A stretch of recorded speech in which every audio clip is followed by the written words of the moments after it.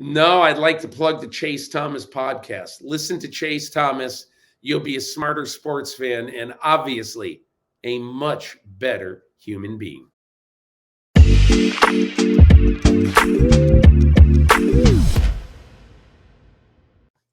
All right, hello, and welcome back to another episode of the Chase Thomas podcast, where I'm still the aforementioned Chase Thomas, coming to you live from Knoxville, Tennessee.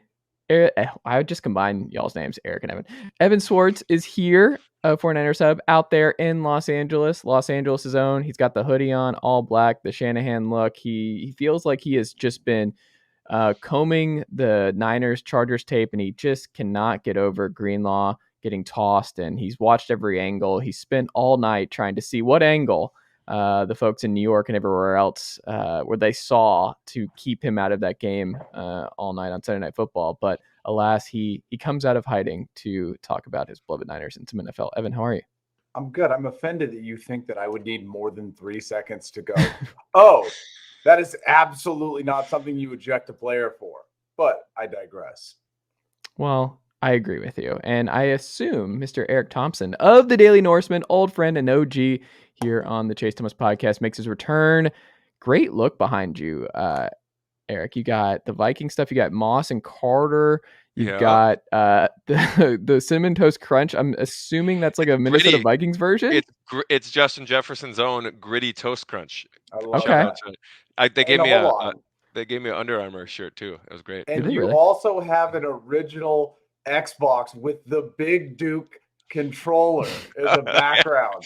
This is my video game graveyard downstairs. We have like a Switch and a PS4 upstairs, but we have the original Wii, 360 and an Xbox still there. They're all plugged in. They all work. Can you pass them down to your kids? Do they do that? I remember my parents tried to do that, where they're like, you could just get the old one and you could just play. Like it's just as good. It's just as good as the newer one. Or are they like, no, we're not doing that? Yeah, the Wii bowling is still a classic, especially when the girls were little. But I tried to get them into some of the old NES games because you can just I have like the NES controllers for my laptop, and they're a couple games. The Mario, they like the current Mario, not the old school stuff. Man, you got a dog, kids growing up, the full beard's back. I feel like when we did our last pod, you shaved the beard. I think you had it gone for a little bit of time. Was there a rationale? Because your beard's ridiculous, Eric. Like, I've never seen a fuller, more just perfectly put together beard. Like, that doesn't even look real. That's one of those beards you're like, huh? I'm not gonna lie. I do want to say this real quick. Mm-hmm. Your haircut is probably one of my favorite. I don't know why we're just like gassing you up right now, but I love it. This is great. Why not, right? But like, I'm not gonna lie. The haircut's like literally perfect. Like, if I were to like go to a barber, like that's how I like having my haircut. So shout out to Shauna, my hairstylist. She's great. Just got a cut last week, and the beard I get. It's really rough about 6 months on, 6 months off. I prefer the beard. I like having the beard. My wife tends to like me clean shaven more, but like really, so it's usually like Labor Day-ish to St. Patrick's Day is when I have the beard. I just assumed it was like a winter migration thing. Yeah, it is over the winter months, and it literally does help, especially because we got some snow today. It was like 65 last week, and it's going to be like in the teens this week. So the cold front's hit here too. We're at the 40s. Which is rather chilly. And I learned, and this makes sense, when it gets cold. So I've been in a walking boot, Eric. You've missed a lot. I saw the Instagram stories. You're back. You just got cleared to move around, right? Yes. So I was in a boot for 8 weeks, and I broke my foot the week before my wedding, 4 days before my wedding. So that was awesome. As one does. And never broken a bone in my life, but got the clearance from UT Med to get the boot off and start doing walks and stuff again. And weird feeling. But today it's cold and I'm doing like walks, and it's all a guessing game. There's no exact science to this, which I wish there was, because everybody's body's different. The way they rehab and the way their body bounces back from something like this is different. So I'm just they're like, take it easy, but also just listen to your body. And I'm like, I don't know what that means. Listen to my body. When people say that, what does that actually mean? Because my body's not talking to me. I don't really know. Like, how much pain are you supposed to have when you're trying to how stiff should I feel in these situations? But today it was really cold, and I'm walking around and I'm just like, oh, right. I have a broken bone that's healing, and like I'm just like stiff and arthritis that may come with this. I'm like, is this gonna be a thing whenever it's cold? I'm gonna be limping around because my foot just does not do as well, and my joints don't do as well in the cold weather. What I'm saying is I can't move to Minnesota, Eric. The wife and I will never be able to do the North because I think my body might just shut down. By the way, just for that, you know how I like hyperextended my knee the other day? I do. Yeah, I've never had a knee injury at all myself either. And it got cold in LA. And I was like, why is my knee all weird? And Sarah's like, because it's cold, idiot. And I'm like, why is that a thing? We're getting old, Evan. We're in our 30s, and this is just part of the game now where our bodies just don't rebound. No, that's what they tell you, man. And it's amazing too. It's just like there's a humbling part of this where when you go in to the podiatrist or the foot doctor or whoever, and you get them to work on it and do the exercise and stuff and like what you should do, and they're just like, well, it's just going to be a little bit shittier now. Like it's just not really going to be like you're not an athlete. You don't need this thing to be optimal. Like we don't need to give you the Derrick Henry treatment to make sure that you are 100% back to who you were. We're not putting 19 screws in there and doing aggressive rehab to make sure you were exactly how you were before the injury. No, it's just more of like you're not going to be able to do as much as you used to, and just keep it in mind that it's probably going to get worse. Like they were just telling me, they're like the blood supply I broke the navicular bone in my left foot. And that's apparently one that does not get good blood supply. So with that being said, they were like, it takes longer to heal, but also big chance of re-injury. And also there's just arthritis is very common with this one later in life because the blood supply and I was like, awesome. So I'm just gonna be Dr. House in 15 years. Great. That's me. So I don't know. The middle roadblock for me to get back to running is just a long way away. They told me I'm not allowed to even attempt it until January, but yeah, I don't know. I'm doing baby steps. I walk weird. It looks ridiculous. I feel ridiculous because I have to catch myself and be like, oh right, I need to walk like this. I'm like favoring one side more, and it's all ridiculous. I don't encourage anyone to break their foot if they can avoid it. Have you ever broken a bone, Eric? I never have broken a bone. I have. Oh, knock on some wood. I still have a torn PCL that I tore 27 years ago. Yeah, I was 14. Uh-huh. So I can do a really gross trick with my knee. If I sit the right way, it goes like forward and back. But wow. So, but other than that, yeah, still. Does it hurt? Can you run? Yeah, I play soccer still. And it doesn't bother you. It gets sore and stuff like that. But it's one of those things. When I heard it in 9th grade, I hit a tree so hard skiing, like going forward, that it blew out the back of it. Oh. Yeah. So that's I don't recommend. But they're like, you're going to be out of sports for a year if you get surgery on it. I'm like, well, but my ACL and MCL are fine, right? And well, what's the PCL? It's like, well, you can go without it, but the rest of it's going to basically blow out, especially if you're playing sports. And oof. Still attempting to run around and play soccer. Very not very fast anymore, but yeah, did track and soccer and basketball and stuff like that afterwards. And so far, one day it's just gonna explode like Kyle's knees from South Park. When he gets a knee transplant, it's gonna just be like that. They're just gonna explode. But so far so good. There you go. Well, the Falcons were on a bye this week. Many people forget that the Falcons did not have a NFL game this week, and that first place is still very much in the crosshairs, and everything's fine in Atlanta. So I'm excited to get back to NFL football next week. Weird bye because I think the Falcons already had one, but for whatever reason we got two. So it is what it is. Didn't see the Falcons on Sunday. I know you think that it would be a bye because the Carolina Panthers are just genuinely a terrible football team. But you guys, they actually, in fact, did play and lost to that terrible football team. I don't know if you were aware. I was a little aware. It should have been a bye. It would be considered. It should have been a bye to play such a poor team, right? It's just like an easy win, right? But not the Falcons. No, that was awful. Not anyone in all three of their wins are home wins against the NFC South, right? The Panthers. Yeah, so you just can't go into that much ballyhooed stadium that no one. Yeah, people don't just walk into Bank of America Stadium. Yeah, exactly. It is just a death trap. Yeah, no, I don't want to. It was just awful. Mariota's terrible, and Arthur Smith was just like, yeah, we have no plans to bench Mariota. So it's like, all right, awesome. So whatever. We'll see what happens. The NFC South is so bad that the Falcons are not going to have a bad pick. They're not going to have a good pick, excuse me. And they're just going to finish right at 8-9. They're going to bounce back and win a game they shouldn't, and just keep doing this back and forth. And we'll see the best of Tyler Algier and Cordell Patterson, where we just run all over teams, keep the ball, and win some games we shouldn't, and then lose some absolute games we should absolutely not lose. But y'all's teams are who I would rather talk about here on this very program, because things are looking up. Eric, you're the guest.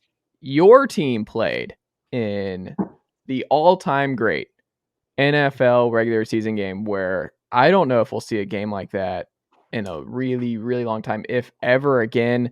Walk us through Vikings Bills on Sunday afternoon and what that was.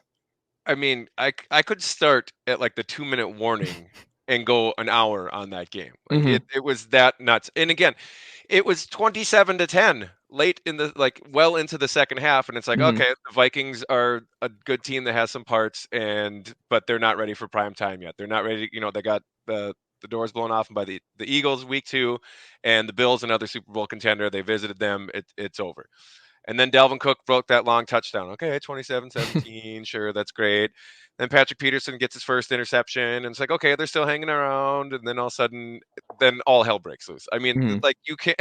Again, I think it's Lee Sharp posts the win probability charts on Twitter, and I counted 14 plays that swung the win percent, 14 individual plays that swung the winning percentage by at least 10%, including 4 that swung it by 40% or more, which is like, it's crazy to get one. That's usually like some crazy play at the end of the game. I mean, from the fumble, like the fourth down stop, okay, game's over. The Bills official account literally tweeted out, "Ball game, 4th down stop." Had to delete the tweet because, of course, Josh Allen fumbles. And of course, as soon as the Vikings score, I'm making all sorts of weird noises. My wife tried to get a video. Thankfully, she did the whole press stop instead, like when she was supposed to press record, and vice versa. Been there. So she got a really funny picture of me, but thank goodness she didn't get me making all the very unnatural noises I was making after that fumble. But then, of course, the Bills come back down. They tie the game, and then it's overtime. The Vikings look like they're going to score on their possession and not give Josh Allen a chance. And then they get stopped, and they have to kick a 30. Oh, no, it's exactly a 33-yard field goal, because it was an extra point length, which Greg Joseph had missed earlier in the game to make it into overtime. Again, I could go over about 15 different plays, 15 different ways. It was, again, regular season wise, I cannot remember a crazier game, whether or not the Vikings were involved, and especially the Vikings actually came out on top of. I mean, for the overall importance and the singularity of the Minneapolis Miracle, you can't beat that play just because of the stakes and everything.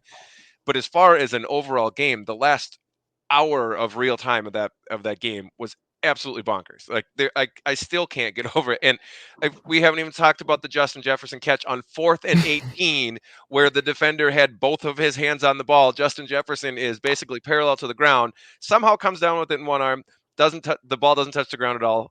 And then, there's speaking of balls touching the ground, Gabe Davis on the 4th quarter drive to tie the game, obviously goes through his arms. They never review it. They tie the game. This game could have gone 14 different ways at each one of these points, and somehow, after all the dust cleared, the Vikings won. And were you facing the TV on the 4th and 18, or were you just like, I can't even look at this? I can't see what they're doing. Now, well, the long story short, I was not. I had already left my friend's house at the Minneapolis Miracle. I had gathered up my family and went to go angrily shovel because it was snowing that night. Oh my goodness! So I had to get a call like, turn around, they actually won. So I was making sure I didn't do that, and I was just at home. I'm like, this is regular season. I'm so glad at least they came back and proved that they belong, in the conversation with these big teams. I was, that 4th and 18 catch. But yeah, I saw it live, and there were a lot of swear words. I dropped a couple F-bombs right in front of my oldest daughter who was watching the game with us. I'm like, I'm sorry, you're never going to see a play like that again. So yeah, it was an absolute roller coaster. And it's not like this is the first, I mean, this is the craziest game that they've played all year, but every single game of this 7-game winning streak has been a 1-score game, and almost every single one has come down to the absolute end. So I think this season's probably taken 5 years off my life, but if the results keep on going and the Vikings actually make something out of this season, it'll be worth it. The other thing too about this Justin Jefferson stuff, where Next Gen Stats had this, Justin Jefferson was responsible for 9 receptions with a sub 50% completion probability, the most in a game by any receiver in the Next Gen era. No other player has had more than 6.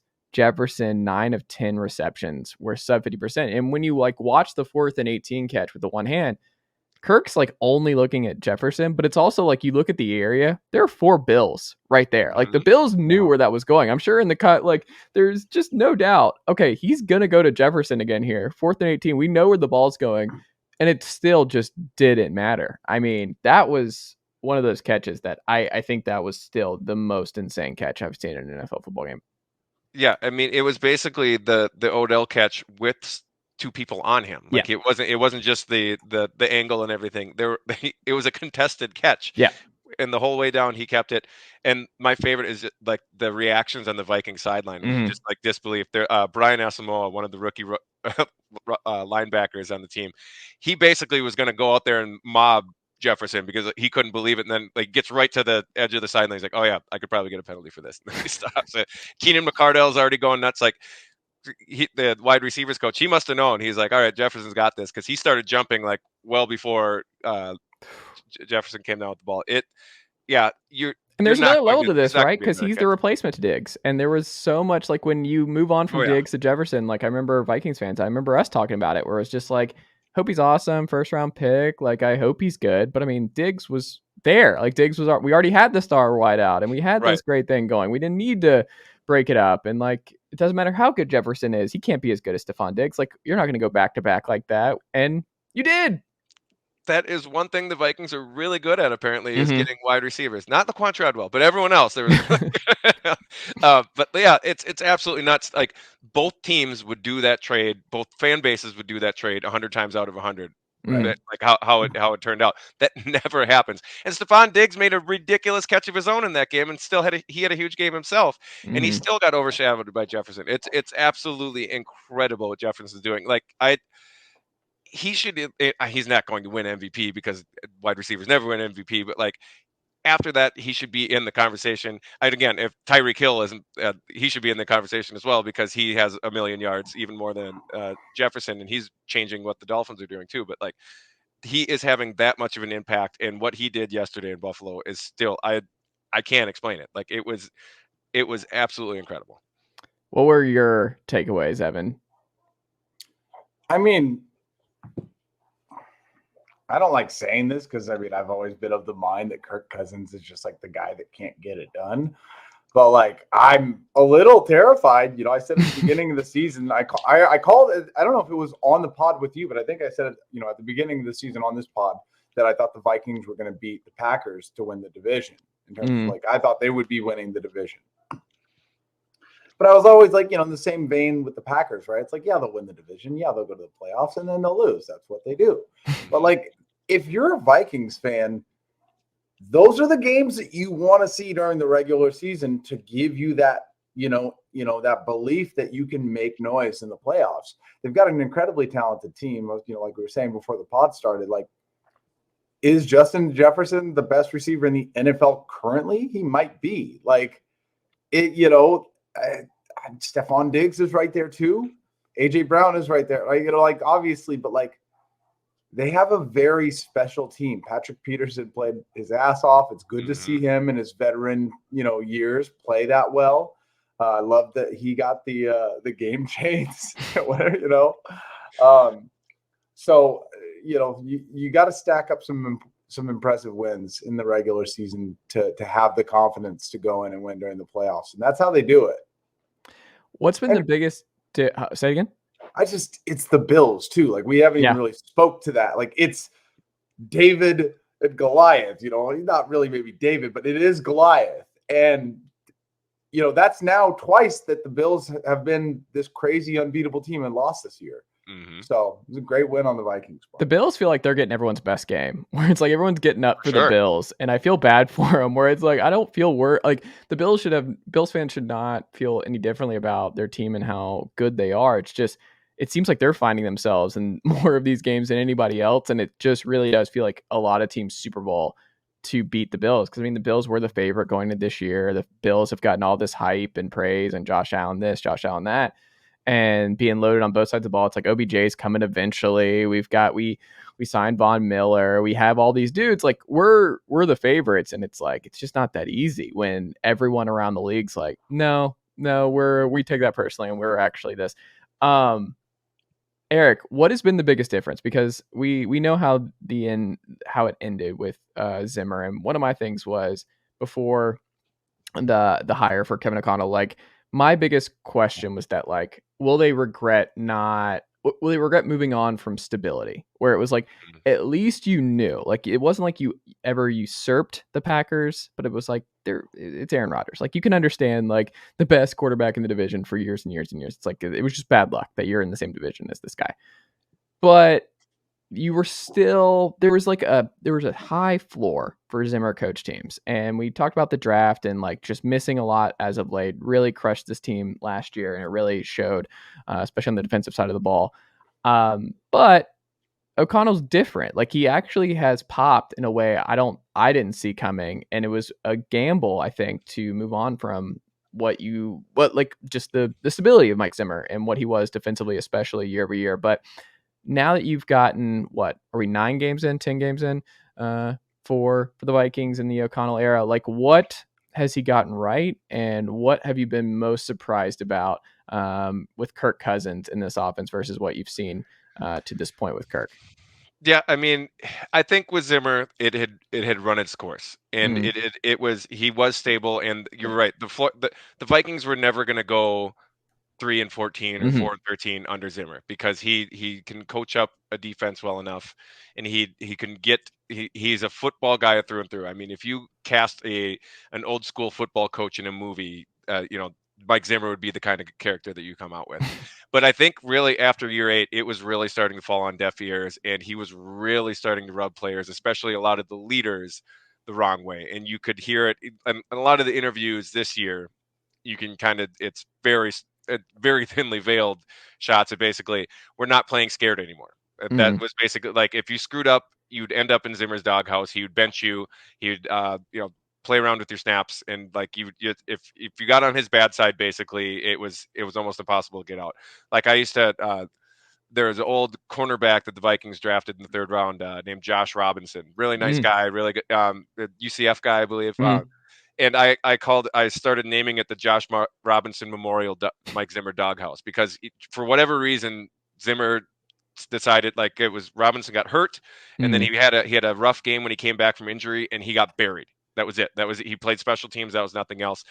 And you could see it a lot with Cam Dantzler last year, and he said as much in an interview with Ty Dunn. I thought it was a really good article by him on Go Long. Like it was basically, he's like, I didn't know from week to week where I stood with the team. And like it showed it in the snap counts. He'd play 50 sometimes, then he would play 2 or 3, like depending on what happened. And so that's, for Zimmer, it was just time. It was the and again, like I hate saying this with KOC, it's like the vibes are good. Like it's such a silly answer, like, oh, the culture's better. That's such a blanket answer.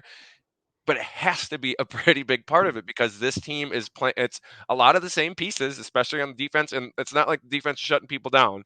They're allowing a lot of yards. It's just they're coming up with the big plays when they need it. And when this team, this whole franchise is they've made a name for themselves for grasping defeat from the jaws of victory. You look at, they showed the graphic yesterday during the 20 and 21 seasons.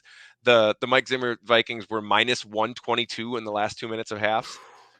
That's almost impossible. And this last year was just, it was comically bad.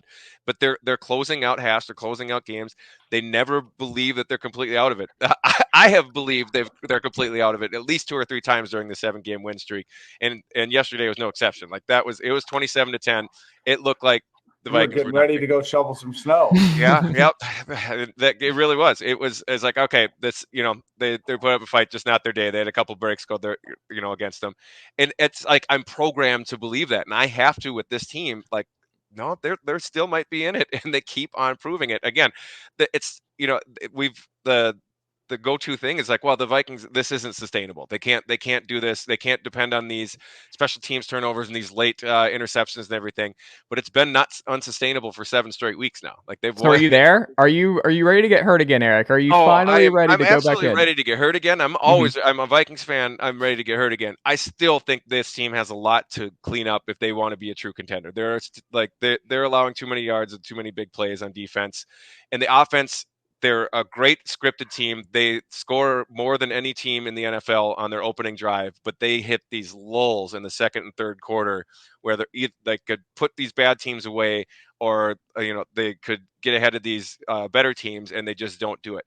You can't do that for a run in the playoffs. When you're playing against the best teams in the NFL, if you have that as your pattern, you're going to get knocked out in one of those games. But the good thing is this team can improve. They can make things better. This is a 3-4 defense. They overhauled it. I'm still not a huge fan of how passive the scheme can be sometimes, but they're getting into it. Danielle Hunter is finally, the numbers aren't what they usually are for him for sacks and everything, but he's still generating a ton of pressures. Darius Smith is playing out of his mind. And like P2, Patrick Peterson, his first interception, how he basically got McKenzie out of bounds. And so he knew that his wide receiver couldn't get him. He beelines it right in Josh Allen's on that 4th and 2. That's a game-changing play. And of course, then he comes up with the same thing at the last play of the game. So it's exciting. Like this is already way better than I could ever expected. 8-1 for the first 9 games of O'Connell's coaching career. Especially for a guy that never called plays with LA, you see the McVay, the disciples, and you're like, well, okay, how much of it was McVay and how much of it was actually this guy? And right now, KOC's that dude. Like I'm loving his game ball speeches in the locker room. Like the guys are playing for him. Like that's, again, it's kind of silly to say, well, the vibes are good, so the team's good. But that really, I feel like that is kind of a big part of it. I like it. Evan, are the vibes good for the Niners? Are the vibes just as good for your San Francisco 49ers right now? You won. Funny. Yeah, you won. Listening to Eric talk right now about the Vikings is like how I feel about the 49ers in a lot of ways. So it's actually like, I'm just like sitting there listening. I'm smiling. I don't know if you can see. I was just like, wow. But I don't know. I certainly don't want to come across as like a negative fan, because I don't feel like that I am. I feel like I've always been a pretty fair, positive, and transparent fan. Like I'm realistic in what I would hope in my own right. So a win's a win. A win against the Chargers, a win against one of the best QBs in the NFL is a good thing. I'm very happy about it, especially after they started. I think it was a game you want to win coming out of a bye, and now they have a really easy schedule for the rest of the year. So, positive stuff. But, if I had to look at the whole picture and be honest, I had a huge issue with a team coming out of a bye week, having 2 weeks to prepare for one team, having that team be one of the worst rushing defenses in the entire NFL, have more injuries during the game on the defensive line. And we would do what we always do is drop. I don't play football. They would do what they always do, where they would drive down the field and they'd stall in the red zone and they'd kick a field goal. And there was like 3 or 4 field goals last night. And it's great that they're winning, and it's great that they're scoring points, and it's great, all that. But I wasn't expecting as big of a fight. I was expecting this to be a game where you should have control the entire way. First half, D'Amico Ryans, my dog is going through the food right now. That's just great. Hold on one sec. This is good for the live pocket. Yeah. Anyway, I'm yelling, hey, in the background. No, but D'Amico Ryans is all year has maybe struggled a little bit in the first half of the season, of the game, but then just goes Super Saiyan in the second half and just becomes the best defensive coordinator to ever see the light of day. I mean, he just what does he do different? I don't know. There's a couple games we struggled a lot with screenplays, screen passes, and we were getting screened to death. And then the Rams were doing that. The second game it happened was against the Rams. And then the second half came out, and you guys remember what happened in that game. They just torched the Rams the whole way through. And it happened again, like they really figured it out. But overall, like, you can't trade for Christian McCaffrey and struggle to score touchdowns. Like, that just can't happen. That's even split carries, Christian McCaffrey, to you, sir. Right? And by the way, here, in case anyone's not understanding, Elijah Mitchell, who I don't expect everyone in the NFL to know, Elijah Mitchell played very well when he was a rookie, when he was asked to play, because as is tradition, 49ers starting running back will get injured and the backup will start. So Mitchell played very well. And at one point he had the highest amount of yards of any San Francisco 49ers running back in a certain period of time in their rookie year, and all these feats, and they got injured. But he came back and he looked incredible. He was the best running back, in my opinion, on the field last night. And that, great. Fantastic. Good job. There's literally no one there, dude. You're a genius. My dog is so sweet and so stupid. And he looked fantastic. So, and the reason why I'm emphasizing that is, let's think about for a second what Kyle Shanahan has. He has one of, if not the best, pass catching tight end players in the NFL, George Kittle. He got one target last night, and when he did, he got a first down by breaking a tackle and then requiring 3 adult NFL men to take him down. And then he never saw the ball for the rest of the game. And that's fine because, whatever, I get it. There's a lot of mouths to feed. Well, you got to find Brandon Ayuk on those slants for touchdowns, and then he can maybe drop them. And that sucks too, because Brandon Ayuk has this is like his 5th game in a row with 80-plus yards. He's really emerging and starting to come into the receiver that we kind of expected him to be. But he had just this terrible end zone drop. Yeah. That absolutely needed to be caught. He had another drop in the game that was just like, drive stalling. And it's like that mixed with everything in general. It's like, there's no coach in the NFL to me right now that has it easier. This man has Christian McCaffrey, who looks amazing, who looks like the old Christian McCaffrey in this offense. Yeah. A backup running back who's fantastic, Brandon Ayuk, Deebo Samuel, George Kittle. No, I don't expect anyone other than Chase Thomas of the Chase Thomas podcast to know who Juwan Jennings is. Oh, hold on.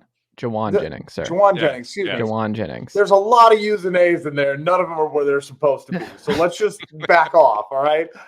But he is a wide receiver 3, and he was literally on fire last night. He caught everything thrown his way. He had fantastic catches, in traffic, being contested. Like, it's an embarrassment of riches when it comes to the offense. Poor man's Alshon Jeffrey. Yeah, I mean, maybe. It's kind of like a little Michael Crabtree, right? There you go. But so I look at that game and I go, yeah, it's great they won, but the defense got torched again. And I'm expecting, I'm not a smart man. I didn't graduate college, but worse, run defense in the NFL versus the best running backs in the NFL and God tier scheme giant Mephisto Kyle Shanahan in his running back scheme. I was expecting a more dominant performance. And so, I mean, you guys aren't Niners fans. Can I ask you, is a win just a win and you shut up and take it? Or I think the Chargers, you're just in that world as someone who lost to the Chargers in inexplicable fashion a week ago at home, where the Falcons had the game well in hand when they forced a fumble, ran said fumble back, and then proceeded to lose said fumble with no other Charger around him, and then let him right back. The Chargers go right back down the field and kick the game-winning field goal. not bitter at all about that sequences of events, but the Chargers are just different. Like the Chargers, you just want to survive in advance. Like you're always going to be in a weird game with the Chargers. There's some teams around the league that I think you look at it as just like whatever weirdness happens in this one, I'll take it. It's just like I'm sure Vikings when they're if you're in a dogfight with this Lions group, you're like, whatever, this Lions team's weird. We'll just take this win. I don't care if this is close, but like we don't know what we're getting out of Dan Campbell's bunch week in, week out. Like they might just beat the Bears off a missed extra point one week. They have the best offense, worst defense. Like I don't know what this is. This is just going to be weird. We'll see how hyped up. I don't know. I think they're just one of those teams that I would not overthink a victory over the Chargers. Well, and especially this year in the NFL, stack the wins where you can, because I don't know if you've taken a peek at the Monday night score. No. I'm recording. Recording for after we get off here. I'm starting at 10. Yeah, I've had it on in the background here, and so every team could struggle. I'll just say that even undefeated teams can struggle. But yeah, that's it. Like there are so few teams. Like the Bills against the Jets last week was bizarre to me. Like you let Zach Wilson beat you again. Like the Jets have a legit defense. I get that part, but you can't. But it seems so hard for teams to put together a 60-minute performance outside of some of these Eagles games where they're boat racing a couple teams. But even like that Vikings game in week 2, the Vikings kept on shooting themselves in the foot.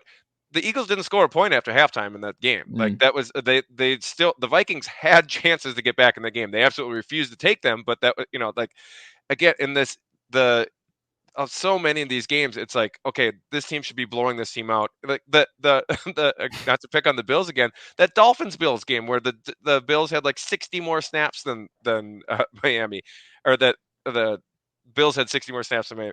Like the NFL is weird. Like the games are always going to be 5% chance of beating the Rams at home last week, where they just punted to Brady and he has 3 out routes to Scotty Miller and gets their pass interference and then a tight end just dump off and they win. Like it was one of the dumbest endings where you're like, I don't understand how they just won this football game. They had no business winning. Well, the same thing at the end of regulation with the Vikings and Bills. It's like, okay, where do you think they might go? They go to Dawson Knox for 25 yards, like right off the bat twice. They have no timeouts left in 41 seconds. Where do you think they might go? Right after the sideline. So yeah, no lead is safe. It's like it feels like the NBA almost like right now. Like every team makes a run thing, and as long as you survive that run and you come out with the win, it's fine. Like it doesn't matter the final score. That's it. Really, this year more than any. Again, the NFL loves the parity, but like it's parity on speed this year. It's just going to be a crazy NFC because the AFC, I think we know who the elite teams are. The NFC, it might be the Niners. It might be because the Niners are 5-4. They're undefeated in the division. Like I think the Niners are winning the NFC West. I think they're going to win. So obviously. Yes. So I think they're going to do that. That being said, then you're looking at like the Vikings, who even Vikings fans are like, I don't know, man. Like it's a little shaky. Year one O'Connell, we're like waiting for the rugby pulled out from under us. The Eagles, who have not played a close game. I mean, you mentioned I have a hunch based on where you're going with this. And I have an Eagles stat that I was going to mention. Where'd it go? It was an Eagles. Where'd it go? I'll have to find it in a second. Where did it go? I'll find it in a second. But either way, they have not been playing from behind all that often. They've just been dominating week over week. So we haven't really been able to see Jalen Hurts in this group have to flex. And look, that's not their, like, you only can do what you can do. It's not like you can tank to just show, hey, what can we do when we're down 17 on the road in New York? Like, you can't do that. You're supposed to dominate and win week over week. But I don't think people will feel great about the Eagles. I don't think people will feel great about Cousins, Hurts, Jimmy Garoppolo, what we've seen from Tom Brady. They're going to host a playoff game. Like, anything the NFC is just wild. Absolutely. And that's why, like, that's the one thing as a Vikings fan, it kind of gives you hope. It's like, there's like, again, even the Eagles are the class of the NFC right now, but like they haven't been down by 10 points yet. And I don't know if that team with Jalen Hurts and everything and how well that whole, Hurts, and they have AJ Brown now, and they're a lot more built than they were last year to come from behind. But like, again, what happens when they're facing adversity? And I think the Eagles stat, like, I don't think they were trailing in the second half at all yet this year. Like, I think because they might be this week. That's I think I saw that stat come up on Twitter right before we started the show. Right. But, you're not, what I mean, the Eagles are not the Pittsburgh Steelers from however many years ago they had, however many wins without a loss. They're not. But they are playing the Commanders right now, and they are currently losing to Tyler Heineke. Wow. Like, Eric, he just bypassed all of this. He was like, I'm just telling Chase. I tried not to spoil it for you, and then he's just like, I'm bypassing this. I don't care. The only reason I could say that is because it is an aggressively close game. So it's literally this. It's still in there. You're not ruining anything. Okay. But my point is like, it's just the Eagles have had a great season so far, but the season is long and things are not going to, consistently be like that. And, they play, I don't know if you watched Dak Prescott play, American National Football yesterday, but maybe that division's a little bit easier than we thought. Well, we need to talk about the Packers because one of the worst things that's ever happened to Eric Thompson has happened now. And I think he knows where I'm going with this. North Dakota State legend Christian Watson, his alumni, Evan, I don't know if you knew this or not, but Eric went to Bison. He's a Bison. Yep. Christian Watson is a Bison. And Christian Watson looks like he is going to be the next legendary Green Bay Packers wide receiver. And I got to know, Eric, like how conflicted are you to watch Cowboys Packers? You hate the Packers with every fiber of your being, but then you watch Christian Watson break out, do something that no Packers player has done since I think it was Lofton, from James Lofton. Yeah, so Christian Watson became the first Packers wide receiver to catch 3 touchdowns in a game since Hall of Famer James Lofton did it in 1978. Man, it's good company. He looks pretty good on deep balls. That guy looks like he's going to be pretty good, and he's going to be a problem for your Minnesota. A lot of Antonio Freeman vibes when I was watching those plays. He was a little Antonio Freeman. He didn't really have the Greg Jennings, Donald Driver, not Devontae Adams at all. It's different kind of dude. Yeah, he's athlete, speed, size. Yes. If you built a wide receiver in a lab, you'd come up with something like Randy Moss type. Yeah, maybe not quite the top end and the catch point kind of stuff, but yes, like he could. He says Randy Moss. He wants to be Green Bay's Randy Moss. Do you dump him and you're like, that's it? You're dead to me. I don't care where you go. No, he was dead to me as soon as he got drafted. But I was happy. But let's go back to the very first play from scrimmage this year, a deep pass from Aaron Rodgers down the sideline at US Bank Stadium to a wide open Christian Watson who dropped it. That's true. That's still the thing. That's still the rap on him, was the rap coming out of him at NDSU. It's not like he put up huge volume at NDSU because the Bison don't believe in passing the ball very much because they don't have to, because they're usually winning games by 20. Yeah. That's a different story. They're not. I don't think they're going to win their another national championship. Are they down this year? They have 2 losses. But yes, well, I'm a big Montana State Bobcat guy. We gotta it's Montana State's time, losing in the national title last year in the FCS. I think it might be the NDSU's rival South Dakota State's time. Oh, they're pretty Jackrabbits. Anyways, you guys don't want to hear about FCS football. That's boring. I might have an FCS certain coach this week, so it's. I am still very happy for Christian Watson, regardless that it's on the Packers. I wish he was throwing, catching touchdowns from Trey Lance right now. But another NDSU Viking, exactly. Bison, excuse me. Well, obviously, But even though I hate the Packers and I hate Aaron Rodgers having success and happiness, it was really dope to see Christian Watson catch those passes and have that game. The way he started the season was really rough, as you guys have talked. There was bust stuff right away this season. Like there was right out of the gates. A lot of Packers fans in my life were like, "Oh, he's a bust." Talk about doghouse. Yep. Yeah. Big time. Well, and I think that's just a matter. Just real quick. I think it's just like the nature of being in the world of Aaron Rodgers right now. We're probably like the margins of error are razor thin, and he's just like, "Oh, I'll kill all of you if you make one mistake. So help me God." Well, it's like the Mike Zimmer stuff. It really is. You're playing so scared to make a mistake for this legendary guy, and he'll publicly berate you if you have one drop. It stinks. It's probably not a great environment for a rookie. Didn't AB and Ben have a huge blow up about that years ago when AB was just entering his prime in Pittsburgh, and that was like one of the early schisms there. I think Ben, I don't know why quarterbacks still do this. Stop doing this publicly is my point here. It's like, stop publicly deriding your star wideouts. It doesn't go well, generally speaking, and they don't respond well to it. But it's also just like it's projecting. Like Aaron Rodgers is not mad at Romeo Dobbs. Like Aaron Rodgers is mad at his parents who hate. No, Aaron Rodgers is actually mad. But like literally, he's mad at that. He's mad at the coaches. He's mad at the GMs for not putting a better team together. It must be very frustrating, as much as I think Aaron Rodgers sucks, to look around the league and see the Brandon Ayuks and the Justin Jeffersons and the trade for Stephon Diggs and the trade for AJ Brown and all of these things. And you're like, dog, a North Dakota receiver? Like, that's what you're getting, and I liked Christian Watson. So I can understand his frustration. So all of that, said, it was pretty dope to see the kid thrive. He earned it. I wish it would have come in a loss, just so we could have completely buried the Packers and because. But are we not burying them? That's my question, Eric. Are we not burying them? They're 4-6.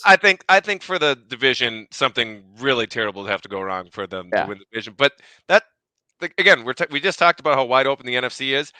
Someone could sneak in at 9-8, and the Packers could absolutely get there. Even at is 8 and 9. Can I give you their schedule? I don't see it happening. They do have a tough run. They have a tough run. Going to Philly the next week, going to Chicago, Rams at home, they'll be fine. But at Miami, I don't know. You still get the Vikings one more time? No, I'm not burying them yet, though. Every time that we do this to Aaron Rodgers, he'd have some stupid catchphrase, and we have to put up with him in the playoffs. But no, it is still uphill for them. But if they would have lost that game, they were down by 14 points in the fourth quarter. First time the Cowboys ever lost a game under those circumstances. Mike McCarthy still helping the Packers in Lambeau. The Cowboys now, they've completely fallen from grace. I just have no idea who's good. I have no idea. Right. The only teams I'm certain about are it's kind of funny because it wasn't the NFC Championship game the year Foles won it. Was Vikings Eagles? Wasn't that the NFC done? No, that never happened. Was that not the end? The season ended after the Minneapolis Miracle. That's right. Everyone knows. You don't want to rematch? They had a bye week. Yeah, exactly. I love a good playoff bye week.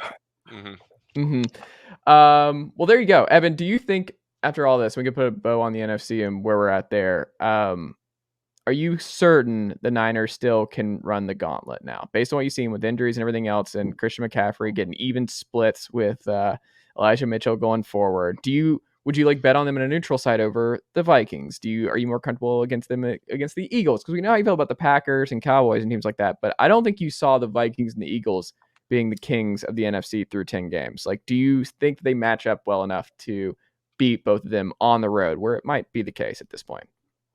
So one of the things I wanted to mention earlier was also a little bit about what Eric said in relation to the Zimmer stuff, right? I feel like the 49ers and the team in general is in between this new age, super unique, offensive genius, young, exciting head coach that Kyle Shanahan is, but Kyle also has that I'm an old angry bastard stuff that is Zimmer. Kyle has the same doghouse. It's maybe. Well, speaking of, can I give you this quote that Grant tweeted a couple hours ago? Did you see this? From Kyle? Quote: "We added one new running back and we lost our leading rusher.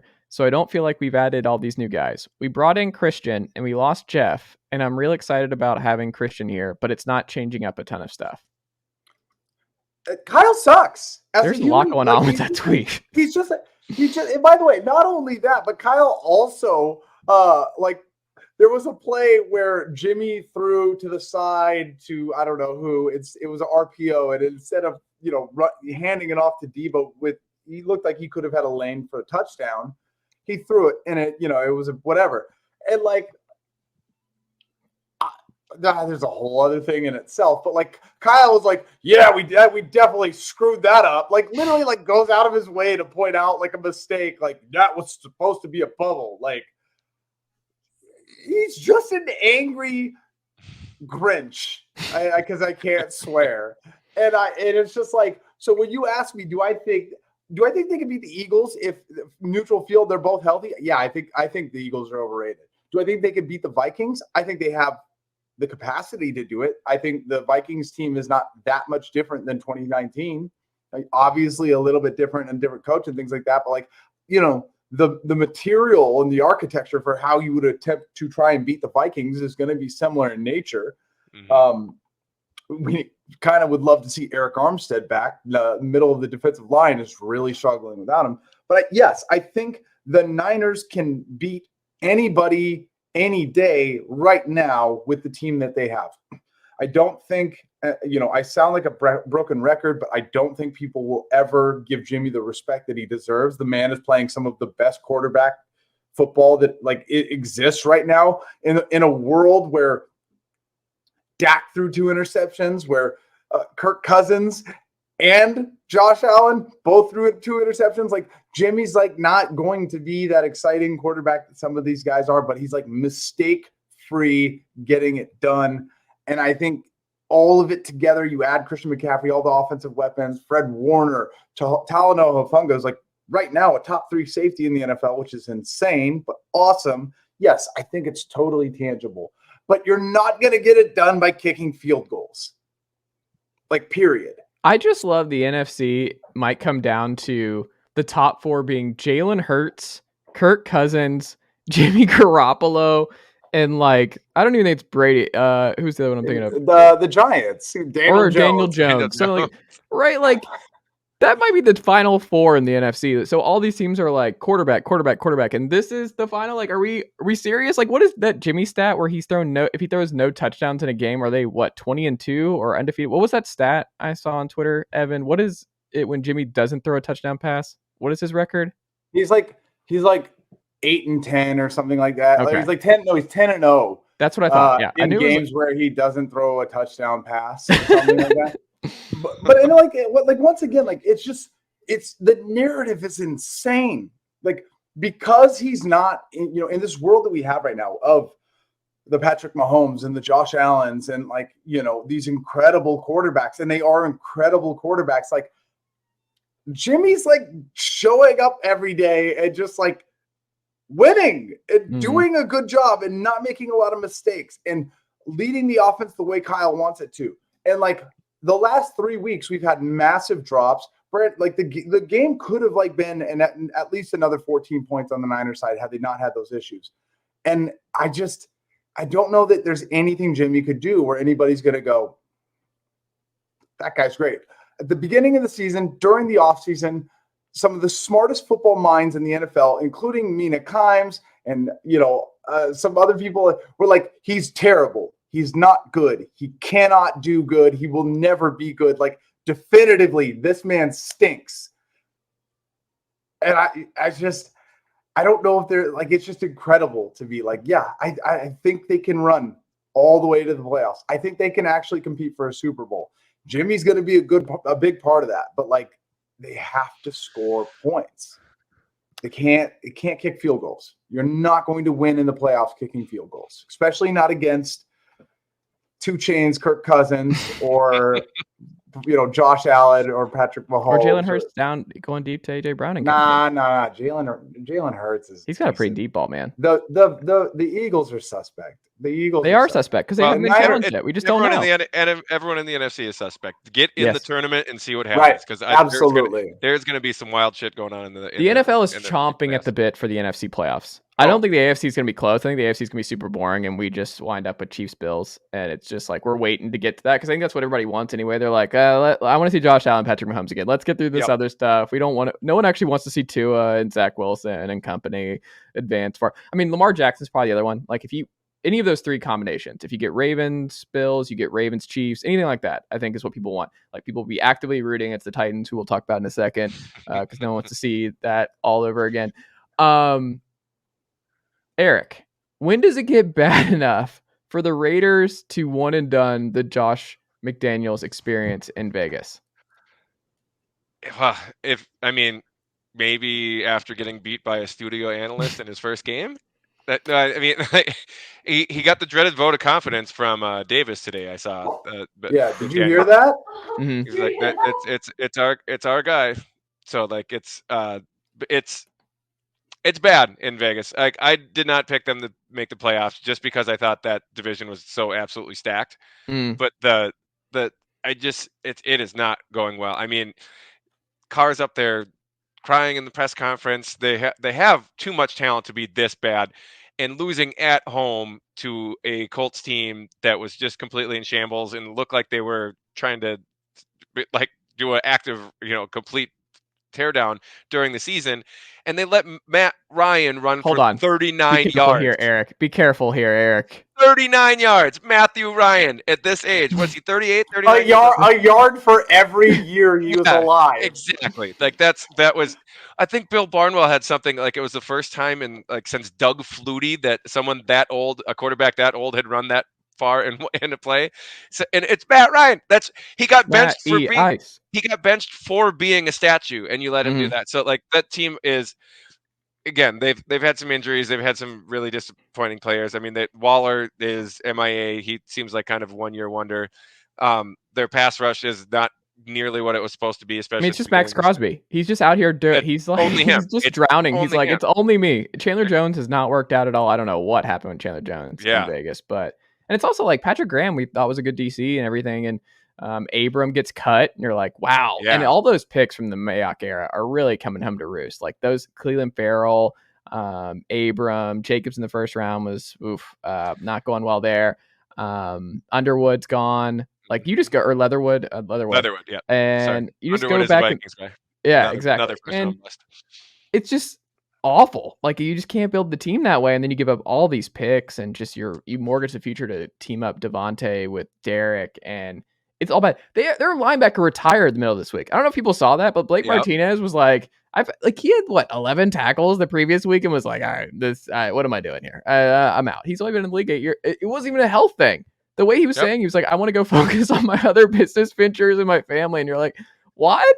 It's the middle of the season. Yeah, his thing was he's a big Pokemon card collector or something like that. I think. Yeah. I'm not kidding. I think that's what one of his passions. He was like, that's more of my thing. I'd rather not keep losing with the Raiders. I love it. Got to go catch them all instead of trying to win on the field. Oh my God. Yeah. I don't know what the path is, and again, it's not all on the head coach, but he certainly isn't helping things with the. Like, if you're gonna be the go for it analytics guy or something, like be that guy. Don't go wishy-washy. Don't go back and forth. Like it doesn't look like it looks like he's coaching with his gut all the time. It doesn't look like he has much of a plan from a week-to-week basis. And like losing at home to the Colts like that, it's inexcusable. And it wasn't fluky. Like the Colts went over the Chiefs. That was fluky. The Chiefs had 15 chances to put that game away, then they just couldn't do it. Stop hiring New England guys. At what point do we just say this is not going to happen? It's like Bill Belichick's coaching tree is like Dabo in college for Clemson. Jeff Scott, Chad Morris, Brent Venables now at Oklahoma. There's just certain coaching trees that you can't figure out why. You're like, it should work. It makes sense to pull from the Belichick coaching tree. But for whatever reason, the Shanahan coaching tree, much better. Pull from that one. That's gone pretty well. You see that one going well. Don't pull from the Belichick tree anymore. I don't know why that is. We can't figure it out, but it doesn't work anywhere else. It has not worked, and it will not work. And people are like, oh, but look at Vrabel. It's a little bit different. Vrabel played, which is also very different. He's a former player, full-on CEO type, where he's not running the defense. He's not running the offense. That man is the vibe police. He's the vibe check and the press conference and everything else, where it's the Downing and Company show, and that I don't know. I think Vrabel is an outlier, and I would not cite Mike Vrabel at this point as the player. Yeah, it's just different. You look up football guy in the dictionary, it's a picture of Vrabel. Yeah, 100%. Speaking of the Titans, your best friend's a Titans fan, Evan, and I don't know if people know this. Outside of a win they should have had, what was that, a week ago against the Chiefs on Sunday Night Football? They're number 1 in the AFC right now, if that goes that way. We saw this last year. We've seen this movie before. They're like the White Walkers, I think, of the NFL, where I'm the person warning them. I'm Jon Snow, just riding around NFL Twitter and just NFL media like, the Titans are coming. I know you don't see this, but they're going to be the number 1 seed in the AFC again, and we're all going to hate it. They're going to get a bye, and it's just going to be awful. Like, we're just going to hate every moment of it. But this is happening, right? People just kept and I was a victim of this. I picked the Jaguars to win the AFC South before the year. And I'm like, at some point, the Derrick Henry, Ryan Tannehill experience has to end. Like, we all know Todd Downing's not a good OC. We all know that like trading AJ Brown when you're trying to win a championship right now was a dumb decision. Treylon Burks hasn't been a factor all year for the Titans. None of this should be working. Farley's out for the year, it looks like now, their corner. what are we doing? I don't understand how they keep doing this. And then you look at it and you're like, oh, this is pretty easy. Their pass rush is otherworldly. The Titans have generated 77 pressures in the past 2 games combined. What is that? Well, first of all, you get 6 games against the AFC South. That's how it's possible. And the Titans, they usually take care of business in their own division. That's a big step up. They helped get Frank Wright fired because they just take care of business. And Vrabel is one of those guys. It's like if it's anywhere close to even, you're picking the Titans. It's if he'll exploit the flaws. He plays boring football on purpose. It is so hard to watch Titans games, but they're going to hang around, and if they're still hanging around at the end of the game, watch out because they usually finish it off. It's absolutely incredible. That team is just, Tannehill's not great. Again, everyone knows Henry's going to get the ball 20-25 times. Again, he's still a tank, and he's really it's like tackling a refrigerator. But again, like there aren't a lot of bells and whistles. It's just straight up, I'm gonna be better than you right here, here, and here football, and they do it every week. And yes, they're 6-3. They're going to hang around. They're probably going to run away with the AFC South. They're going to host 1 or maybe 2 playoff games. And it's I don't know about the 1 seed. I still believe that the Chiefs can do enough, especially with the Chiefs. Absolutely can. It's just the White Walkers are coming. Oh yeah, I'm telling you, it's just they're coming. The Night King and Derrick Henry are coming. I don't know, Eric. You're a little bit older like me, so. Remember that cartoon that would just be like that older gentleman with his hands in his pockets, and he'd just be like casually walking throughout the city as like near-death experiences were like almost killing him everywhere. He like would be walking on like a steel beam in a construction place as it's spinning, and he'd just like take a step right as it like spun to the perfect spot. Like, that's the Titans every season. They're just like somehow making it through the season on top. And it doesn't make sense. The Titans are like every year there's a couple teams where I'm like, I'm not afraid of the Titans at all. Let them in the playoffs.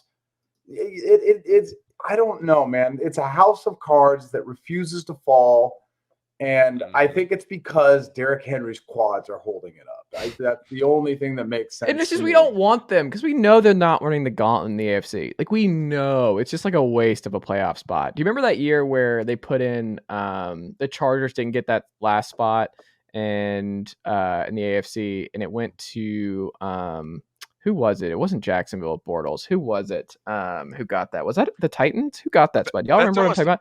That's almost every year in the AFC. Oh, it was the Bills with Tyrod. It was the Bills and Tyrod. And is that like the 6-3 playoff game? Or yes. 9-3. Yeah. Yes. Yeah, I remember that one. Yep. And we were all like, just put in the Chargers. Melvin Gordon's awesome. The Chargers are 1 game out, and they just missed it. It was like the end of the Rivers era. They're really good like, at that. Oh my God. Yeah. Are we really putting Tyrod and the Bills in this? We know how this is going. We know. And it was the Bills-Jags of game from hell, Bortles versus Tyrod. And that's just where we're going with the Titans. Somebody has to step in. And I was hoping that it was going to be Trevor Lawrence and Doug Peterson to step in and end this year. That again, the Jaguars, I think, like top to bottom, probably have a better team than the Titans. But it's the Jaguars and it's the Titans. Like I still think the Jaguars are pretty good, but like they just can't ever put it together. And meanwhile, the Titans are like they just take care of business every single time. It's incredible. Jason Kirk, he tweeted this, and this hit me as a local Georgia guy, close to home because I get this. I was that from the meme of like I understood that reference of Captain America, where it was he tweeted in his last 2 games as a head coach, Jeff Saturday is 0-1 against the Fellowship Christian Paladins of Roswell, Georgia, and 1-0 against the Las Vegas Raiders in Nevada. Like it's just an all-time great tweet because it's true. And I don't know if a lot of people knew this, but like he was coaching at Hebron, which I'm very familiar with, in Georgia, super small school, Christian school. And like that's just an unbelievable stat where it's like he was just hanging out doing the high school football. And there's a lot more of those guys out there, folks. I don't know if you know this or not, but there are a lot more. Like Trent Dilfer's coaching Lipscomb in Nashville. Kerry Collins is like an OC somewhere in Tennessee at this moment. But you go through it, and there's a lot of like former players who were just like having fun doing the Brett Favre thing. Remember when he was like the high school OC for a little bit? Like they're just like, I'll do it. Why not? Because I bet you that's a lot of fun. To just be like no pressure at all, and you can just scheme up the stuff that you always wanted to do in the NFL that you just can't do, and you're like, it's high school, let's do some fun stuff, let's do some crazy stuff. Are we sure the Ravens are not the favorites in the AFC, Evan?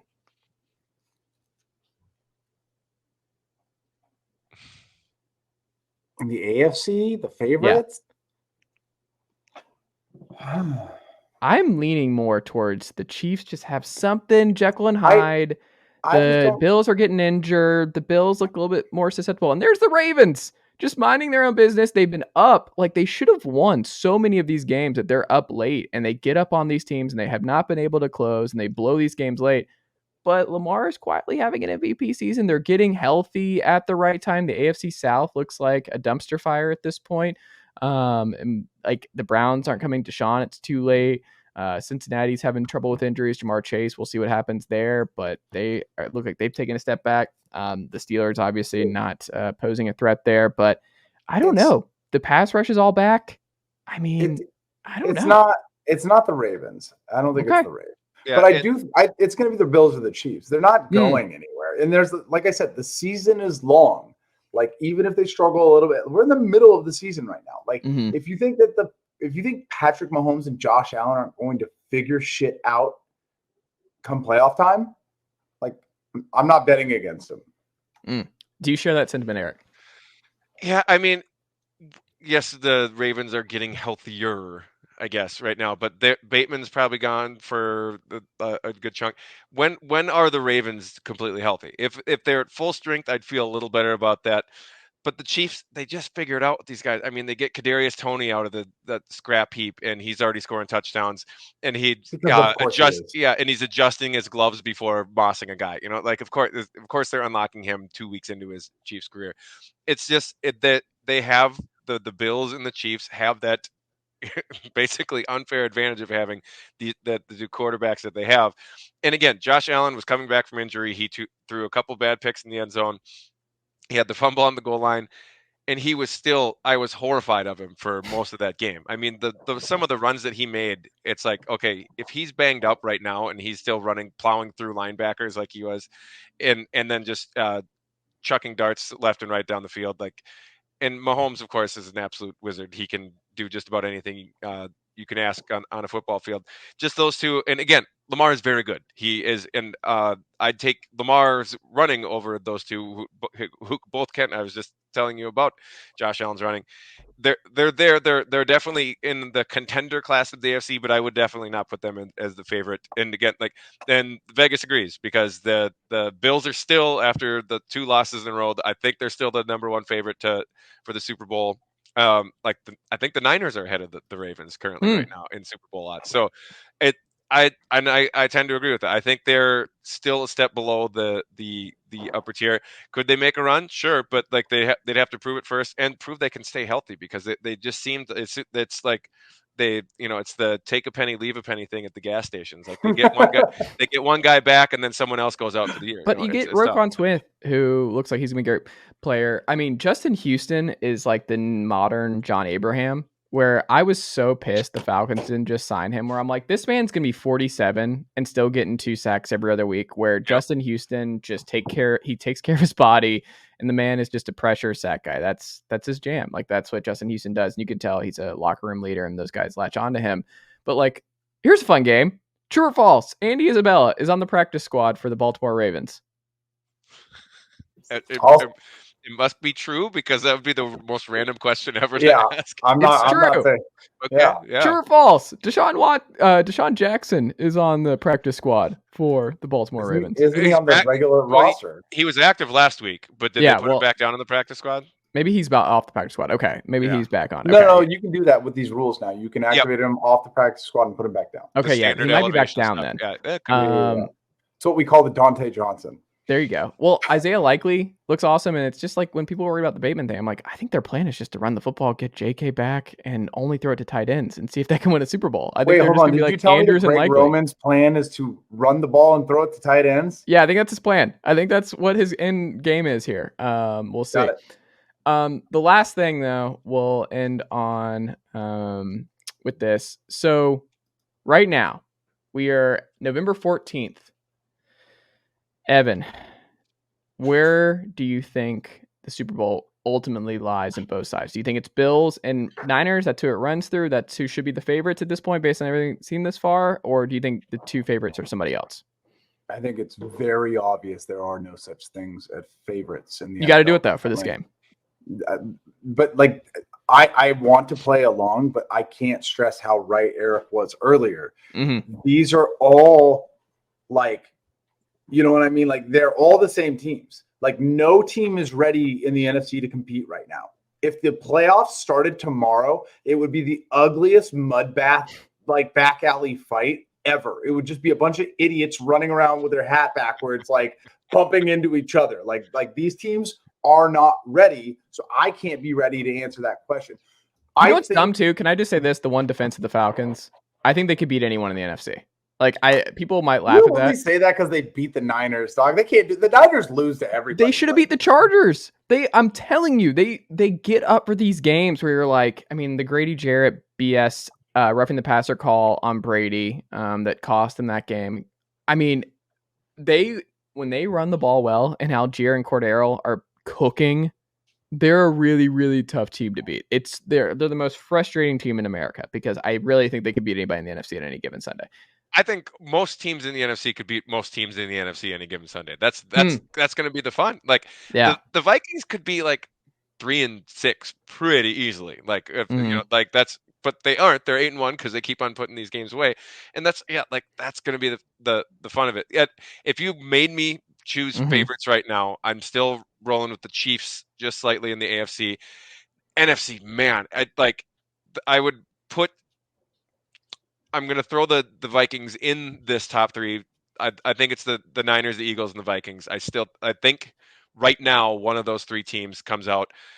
But boy, you could give me any permutation of that, and I wouldn't be the least bit surprised right now. Like it could fall out just about any way, and it could be a matchup thing too. Like it could be something where the Vikings if they play the 49ers, they'd lose. But if they match up against another one of the other wild, like the Cowboys or something like that, they can pull away. Or it could be the Cowboys pass rush absolutely kills the Vikings, and they could manage the clock and kill it out well enough against the Eagles. You know, it's part of the fun this year. Like it is so wide open. I don't know much, and I don't know that I could say confidently, but what I can confidently say is it won't be the Dallas Cowboys. Let's hope not. I have I think it's Ravens and Vikings right now. If I had to say, like, who I think. What I love about you is you're just effortlessly wrong constantly. So I'm actually upset for Eric that you had to say the Vikings. I know. Now it's over. Wrong you are. It's not fair to him. You don't bring him on your podcast and then sabotage his team. You guys already complimented my beard and my hair, so it's all cake after that. Even if Net you drink positive. Yep, exactly. There you go. Well, Eric, this has been a blast. Thank you for making the time this evening. What can the good folks check out from you over at the Daily Norseman and everywhere else this week? This week, tomorrow we'll have our Vikings Hot Takes podcast. We'll have up on probably Wednesday morning. We do it live on Tuesday night, and I'm trying to cobble together at least my thing with the weekly previews. I've only done a few of them this season because I tend to stay up till like 4 a.m. writing them and making them 2,500 or 3,000 words. If I can pare it down a little bit and maybe stay, I got to get up too early with the kids these days. So, but if so some more weekly previews. I can't guarantee it'll be as comprehensive as it usually is in previous seasons, but just go to dailynorseman.com, and of course at Eric_J_Thompson on Twitter. You can keep up to date on all my memes and stupid dad jokes and all that stuff there too. There you go. Evan, what about you, my friend, over 49ers Hub and everything else on twitter.com/Evan Sowards? Go see Black Panther Wakanda Forever. Ooh, okay. Go see that. That's what I will say, because that movie was absolutely fantastic. Was it better than the original? Yes. Oh. Okay. All right. Is there a new Black Panther at the end? Is that a spoiler? I don't do spoilers. I never do spoilers, and watch them out. I'm genuinely curious. Do they not? Never mind. I guess I'll ask. I mean, it's one of those questions where the answer is a spoiler. Okay. There you go. Eric, Evan, thank you as always. And I will talk to y'all both very soon. All right. Always a pleasure. Thank you.